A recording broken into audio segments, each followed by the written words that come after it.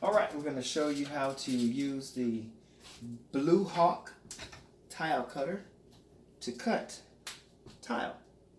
So as you can see here, we have a mark on our tile. We're going to place it in here to where the mark is over the indented piece here. And you hold that down with your finger, take your blade, and you sit it right on your mark.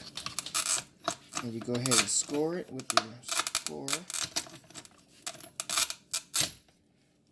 And you take the rubber piece here, and you put it on the tile, and you just pop it.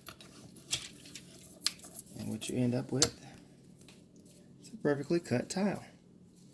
Then you just cut this piece off, or you can tear it like that. And we're actually going to put it over here.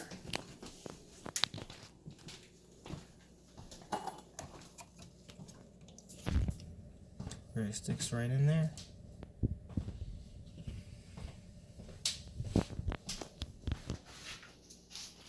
And that's how you use the Blue Hawk tile cutter and how you cut tile.